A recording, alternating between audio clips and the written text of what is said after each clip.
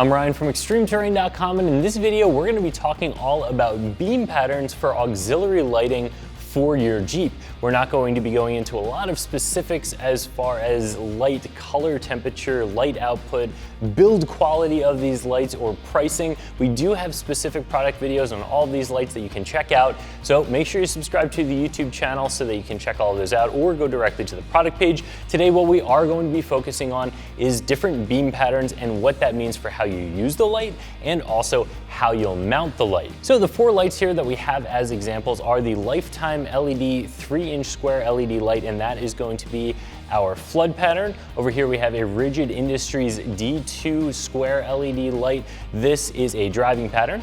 Right next to that we have the KC Highlights 6-inch round halogen slim light in a fog beam, and finally a Baja Designs XL Racer Edition, and that is a high-speed spot pattern. So all four different patterns, what we're going to be doing in this video is shining them all at a wall about 15 feet away so that you can actually see what the pattern looks like and what the differences are. And I'm going to be talking you through what that difference means, again, for how you use the light and where you mount it. So all that being said, let's jump into it. So the first light is the Lifetime LED, and again, this is going to be our flood pattern. So the idea behind a flood pattern light is that it really throws light pretty much everywhere. It's not going to be quite diffused, but it is going to light up a large area. There shouldn't really be any hot spots, any very bright spots. There shouldn't be any sort of artifacts or any dark spots. It should be a very nice, even wash of light in a pretty round pattern, and that is what you're going to see from this light. Now, this is a light that's going to be a great work light, a great reverse light if you wanted to mount it on the back of the Jeep, maybe up on a roof rack.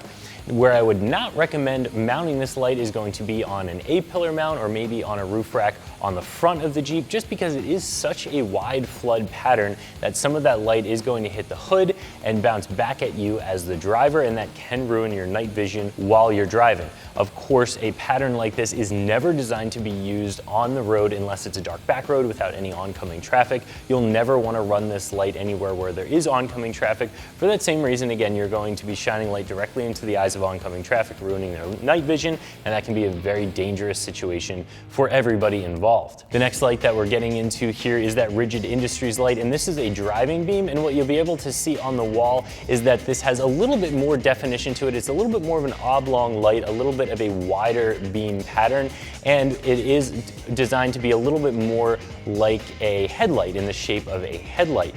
So this is going to be something, again, that you're going to want to mount maybe on the bumper hoop. It's not going to be the best light for higher up on the Jeep like the A-pillar or the roof rack, and this is really designed for those dark back roads. You can flick it on and it's going to be a boost to what your headlights would provide for you. So whether you're aiming it just above where your headlights hit on the road, maybe out a little bit from that to light up the gutters, this is going to be a pretty versatile light.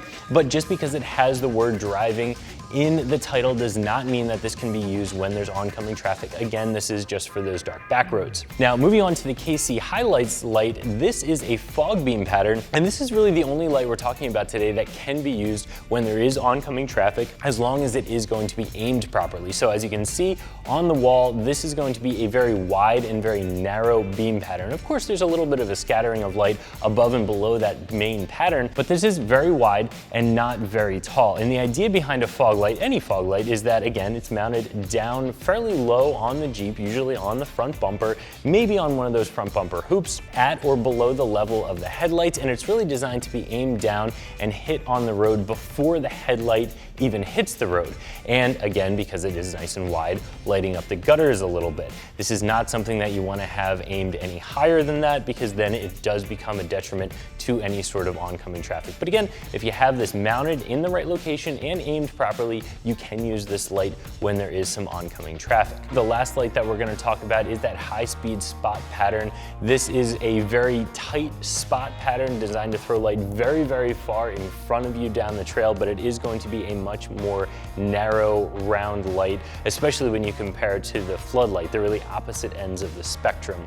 And I think you can see that very clearly where we have this shined on the wall. Again, there's a little bit of a scattering of light, but this is a very, very focused beam pattern. So this is a light that's going to be really good for mounting up on the A-pillars, mounting up on a roof rack, forward facing. I personally have a set of spotlights on the A-pillar of my Jeep. I don't get any bounce back from the light on the hood, and you can really put them anywhere you want. I prefer just above where the headlights end on the road and just outside of that to light up the gutters. So again, dark back roads, no oncoming traffic, you can flick on that light and you can really see if there's going to be any wildlife crossing in front of you, anything like that. Good for lighting up those street signs when there isn't any oncoming traffic. So these lights are all going to be very, very different in the beam pattern. They're going to be very, very different in where you mount them and how you use them.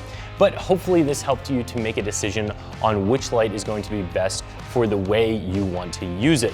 Again, make sure you subscribe to our YouTube channel. That way you can check out some detailed videos on all of these lights, and comment below, let me know if you have any questions or what type of lights you're running on your Jeep.